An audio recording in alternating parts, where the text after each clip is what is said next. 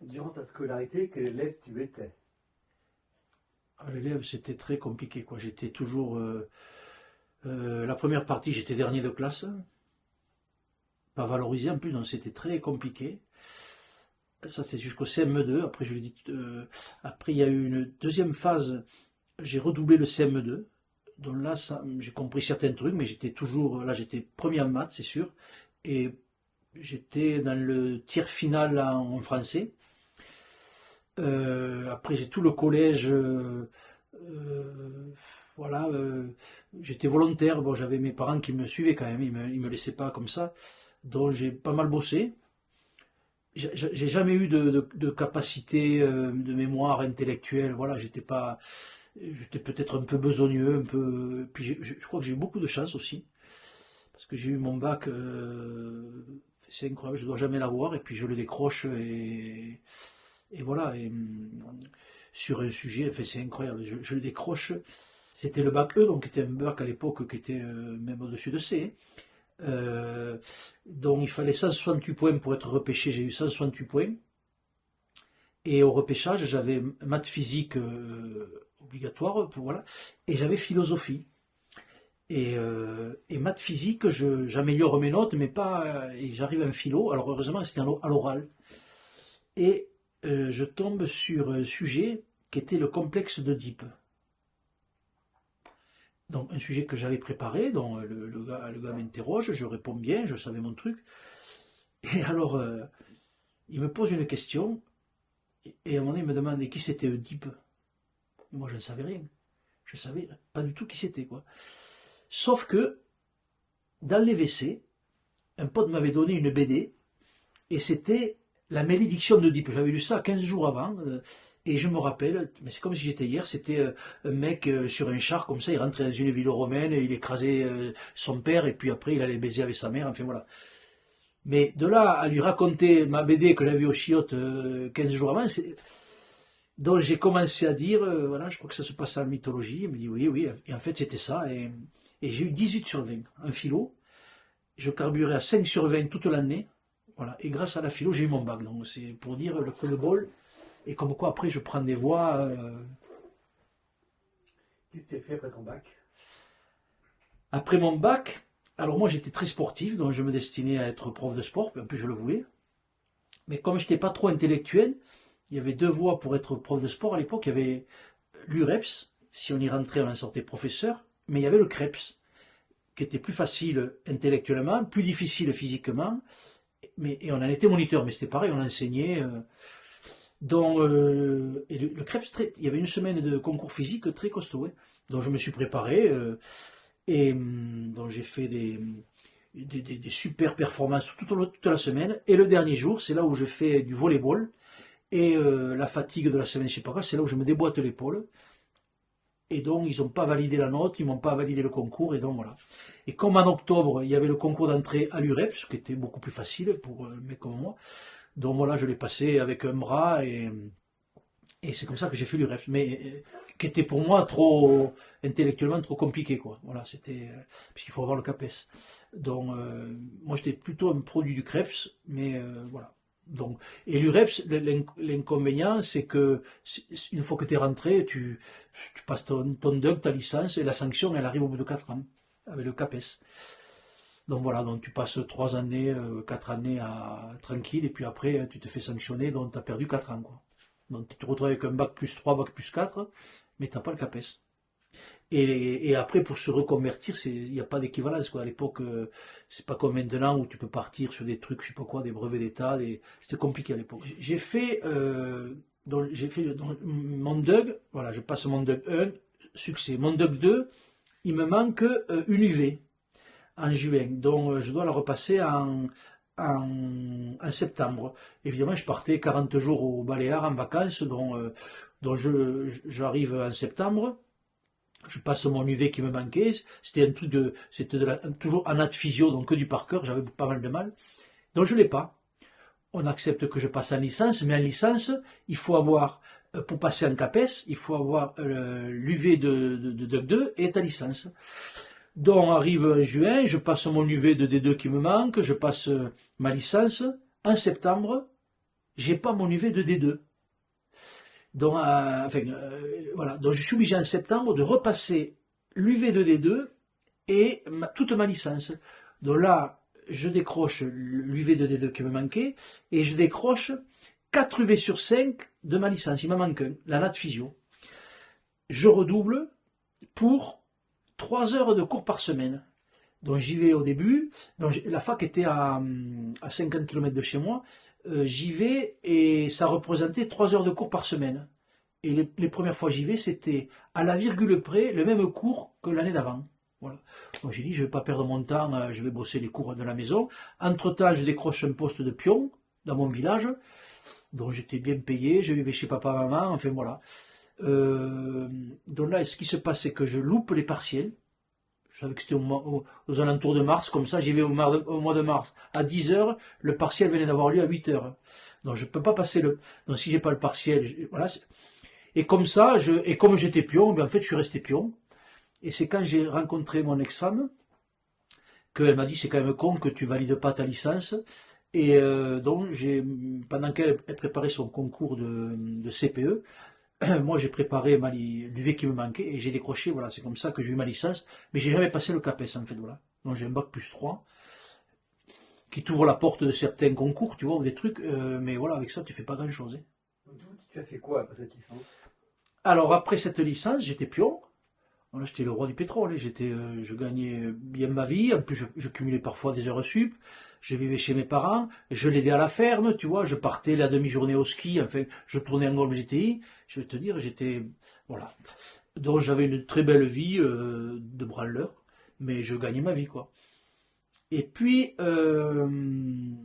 en 86, j'avais une cousine qui était visiteuse médicale, qui travaillait dans l'industrie pharmaceutique. Je ne sais pas si vous connaissez ce job. Voilà, et elle me dit, écoute, à l'époque, il n'y avait pas besoin de diplôme, il fallait avoir un bac plus 2, bac plus 3, dans ce que j'avais. Elle me dit, tu as le profil pour, etc., tu devrais postuler. Donc en fait, je me mets à postuler, et à l'époque, il y avait les annonces qui étaient sur l'Express. Voilà, on voyait les laboratoires, ils cherchaient beaucoup de commerciaux. Donc je passe un concours, deux concours, et puis le troisième, j'ai la chance d'être reçu par Glaxo, voilà, qui est un laboratoire qui vend la ventoline, le bécotide, enfin des tas de produits connus, et qui m'ont pris, notamment parce que j'étais rugbyman.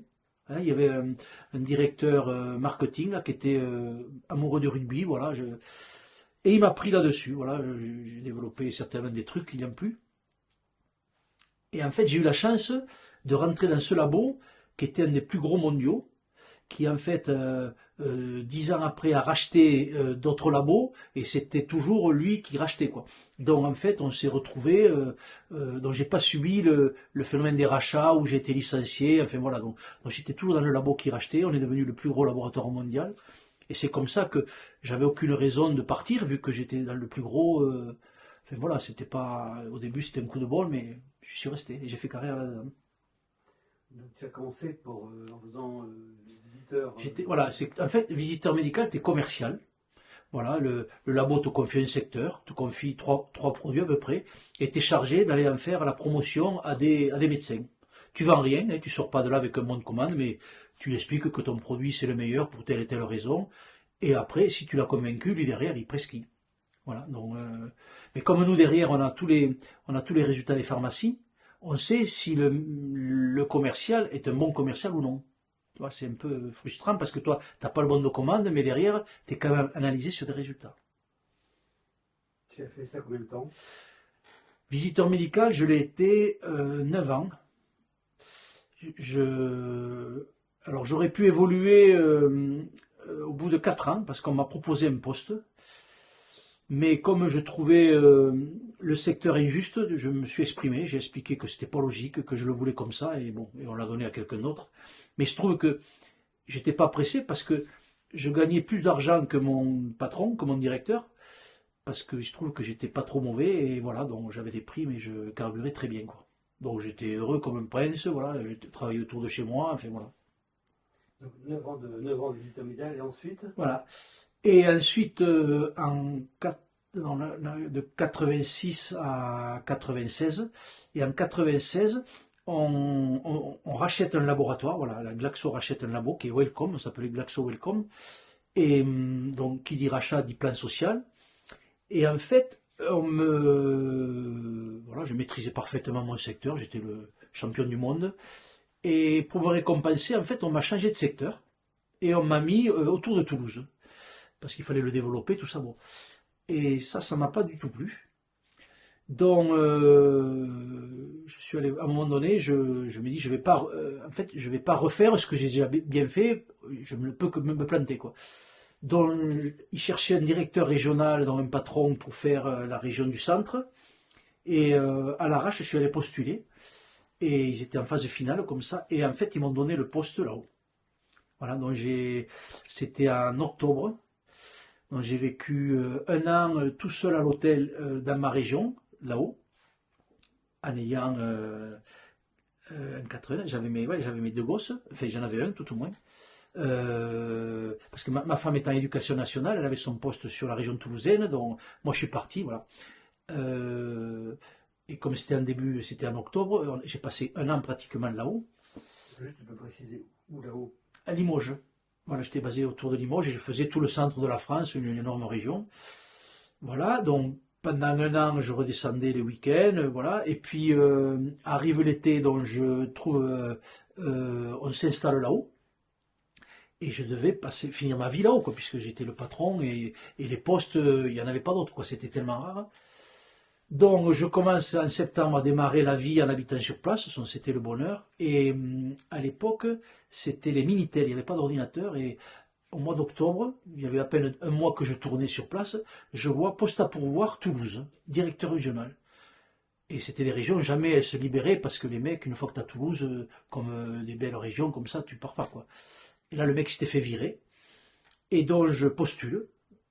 Évidemment, enfin, ma femme me demande de postuler parce que moi, je voyais les inconvénients. Donc, je postule, j'ai le poste. Donc, je repars un an à l'hôtel à Toulouse. Voilà, pendant que ma femme était bloquée à Limoges parce qu'elle s'était fait muter à Limoges. Sauf que le problème, c'est que quand tu es éducation nationale, tu remets les compteurs à zéro et pour redescendre dans le sud, il faut voilà, ça a été compliqué après pour qu'elle revienne dans le sud. Donc voilà, j'ai eu un an à Toulouse tout seul et à partir de là, donc, elle a réussi à revenir.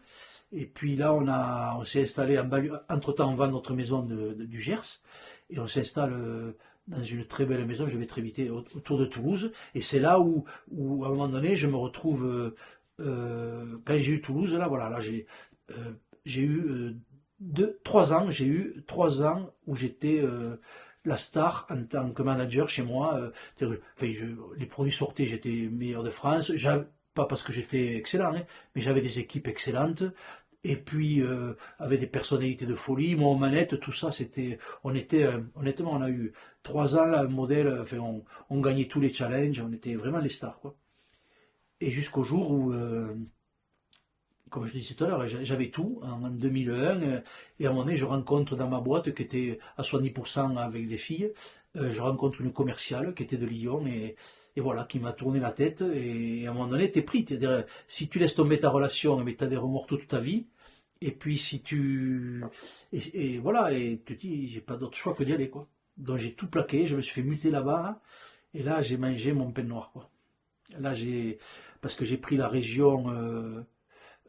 c'est-à-dire que, en fait, je suis allé voir mes patrons, j'ai dit, écoutez, voilà, je vais vous expliquer, j'ai une relation avec telle personne, je peux la concrétiser que si je règle mon problème professionnel. On était en train de plan social, mais c'était tout à fait au début. Et donc, comme ils m'aimaient bien, ils m'ont ouvert les livres qui sont dans les secrets, ils m'ont dit, voilà, il y a un poste à pourvoir qu'on n'a pas encore pourvu, qui est en dessous de Lyon. Donc j'ai pris cette région qui était monstrueuse, même les commerciaux se barraient, enfin voilà, mais je l'ai prise. Ça me permettait quand même d'avancer dans mon projet de vie. Voilà, et c'est comme ça que cette histoire s'est pas concrétisée, ça a duré 3 ans. Alors au début, tu as un projet de vie, tu as des ailes, mais après, quand il n'y a plus ce projet de vie, les kilomètres étaient un peu longs, quoi. Je faisais 120 000 kilomètres par an.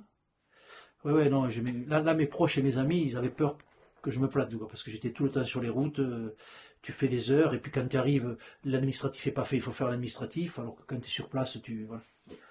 Donc ça a été assez compliqué, quoi. Voilà. Et après, quand mon histoire s'est terminée, je n'ai eu de cesse que de revenir à mes racines, de me refaire muter sur Toulouse. Mais les postes étaient pourvus, il a fallu attendre, et voilà. Donc en fait, j'ai ces allers-retours, et en fait, entre-temps, voilà, pourquoi je suis revenu sur Toulouse alors que j'avais quand même des possibilités autres, c'est que j'ai rencontré une personne qui n'était pas française, j'avais un projet de vie avec elle, et si je partais à Paris, je ne pouvais pas m'en occuper, quoi. J'ai dit, je vais revenir sur Toulouse, ça je maîtrise bien, et je pourrais concilier ma vie privée, ma vie professionnelle. Ce qui fait qu'à ce niveau-là, j'ai végété au niveau des directeurs régionaux. Voilà. Donc tu as fini ta carrière à Toulouse? J'ai fini ma carrière à Toulouse. Voilà. Et alors j'ai fini ma carrière donc jusqu'en 2010. Honnêtement, j'étais le mec le plus coté, la plus belle image, tout ça. Voilà. Mais au-dessus de mon job, si on veut monter en grade, il faut monter à Paris. Donc ça pose un problème, quoi. Donc c'est pour ça que je refusais. Enfin voilà. Puis ça m'intéressait pas. Et en 2010, ils créent un poste qu'ils appelaient interrégional, directeur interrégional. Donc tu as ta région, mais tu gères aussi 2 ou 3. Voilà. Et ça me plaisait bien. Normalement, ce poste aurait dû me revenir facile. Donc je postule et je ne le prends pas à la légère. Et j'ai pas le poste. Mes potes qui étaient des bons gars aussi n'ont pas le poste. Et on voit arriver des gens. Et en fait, c'est là où j'ai pris conscience qu'il y avait moi, honnêtement, jusque-là, je croyais que si tu étais bon, tu y arrivais. Voilà. Et si tu étais mauvais, tu dégageais. Ça me plaisait bien. Et puis si tu étais bon, tu gagnais de l'argent. Enfin voilà, ça me plaisait. Et là, j'ai vu les réseaux apparaître. On commence à nommer des gens parce que c'était le copain de Bidule. Et le mec qui se retrouve être directeur interrégional, on ne sait pas d'où il vient, il avait pas les compétences. Voilà. Quand on ne me donne pas le poste auquel je devais prétendre, on me proposait depuis déjà quelques semaines un super poste dans un syndicat. Et là, je dis à mes patrons, vous ne me voulez pas avec vous, et bien vous allez m'avoir contre vous. Et donc je suis parti dans ma dernière partie de vie, de 2010 à 2014, je suis parti dans les instances syndicales. Et j'ai été très bon. Et je les ai emmerdés.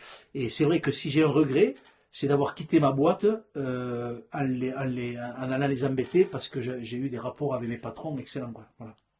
Parmi tous les métiers que tu exerces, lequel tu retiens le plus? Ce que je retiens le plus, c'est la visite médicale, voilà, parce que j'ai fait 30 ans. Après, en fait, j'ai fait que 3 métiers dans ma vie. Quand j'étais étudiant, pendant 3 ans, j'ai travaillé un mois les étés. J'étais chauffeur, voilà, puisqu'à l'époque, on avait une boîte dans mon village.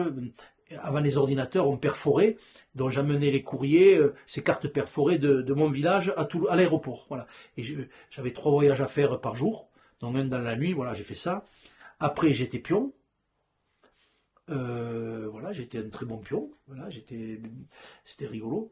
Et puis après, pion d'abord à l'externat. Après, j'avais des internats, c'est-à-dire j'avais des études à surveiller, j'avais des doctorats à surveiller, dans un LEP. Donc c'est pas facile. Mais bon, à l'époque, j'avais un peu d'autorité et on me respectait, donc c'était bien. Et puis après, je suis rentré visiteur médical, voilà, donc et directeur régional. J'ai fait que ça. Je reviens sur ton métier de visiteur médical. Qu'est-ce qui t'a apporté ce métier personnellement? Alors, il m'a apporté une chose, mais c'est que c'est la première fois de ma vie que j'ai été valorisé. Ah oui, alors ça c'est sûr. C'est-à-dire qu'à un moment donné, j'ai été bon, j'ai su monter sur des estrades, on m'a félicité, et alors là, voilà, parce que même au début, je ne croyais pas. Enfin, même quand on m'a recruté, je me dis, mais pourquoi moi et pas les autres, quoi, tu vois, donc on te prend. Honnêtement, j'avais même pas confiance en moi, mais après, j'avais un contact avec les médecins, mais peut-être parce que j'avais pas confiance, tu vois, je me la pétais pas. Donc, il faut surtout pas jouer les médecins devant les médecins, hein, voilà. Moi, j'étais à ma place, mais je m'intéressais à eux. J'avais compris bien avant tout le monde, mais en fait, je me faisais des fiches, je me rappelle. Comme je n'ai pas de mémoire, il m'expliquait qu'il était allé au ski ou qu'il partait au ski avec ses gosses et sa grand-mère. Je repassais 3 mois après. Alors, comment s'est passé le ski avec votre grand-mère et vos enfants? Je ne me rappelais pas, mais comme j'avais une fiche bien remplie. Et en fait, parce qu'après, on a eu des formations pour personnaliser l'entretien, si tu veux. Mais moi, sans le savoir, sans le vouloir, je pense que j'étais précurseur d'entretien. Alors après, en plus, c'était illégal de mettre des données personnelles sur des fiches, donc il a fallu que je les jette. Mais je notais tout. Et voilà, j'avais compris ça peut-être avant tout le monde. Voilà, j'étais pas agressif, mais je lâchais pas le morceau. Et, et voilà, donc j'ai eu des résultats, et surtout, voilà, j'ai eu des résultats très vite. Et en fait, j'ai toujours eu, dans ma vie professionnelle, des bons résultats. Donc j'ai toujours été dans les petits papiers. C'est important parce que j'avais des collègues qui étaient dans les mauvais papiers, et la vie, c'est pas la même, hein. Voilà. Moi, quand j'ouvrais ma gueule, on m'écoutait, mes collègues, enfin, ça te change, voilà. Et je l'ai très vite compris, et voilà, j'ai toujours eu des bons résultats, et ça m'a permis de m'exprimer, d'être valorisé, d'être rémunéré, voilà. Enfin, c'était. Mais d'un autre côté, je pense que parce que quand t'es visiteur, tu peux pas savoir si tu bosses bien ou pas bien, tu te vois qu'à toi. En revanche, quand tu passes manager, j'en avais 15 en face. J'aurais aimé que les 15 soient comme des André, mais et puis ils étaient loin de m'arriver, enfin c'est tout, avec toute la modestie, mais je me rends compte que j'étais un très bon, très vaillant quand j'étais commercial, quoi. Voilà. Et donc, en fait, je bossais beaucoup, quoi. Je bossais beaucoup, et même parfois je déclarais pas tout ce que je faisais pour pas mettre, enfin tu vois, j'étais complice, enfin, j'essayais de ménager mes collègues parce que comme j'en faisais plus qu'eux, mais ça les mettait en porte-à-faux, donc je déclarais pas tout, mais je savais qu'en en faisant plus, j'avais plus de chances d'être prescrit, quoi. Donc voilà, j'ai toujours beaucoup travaillé.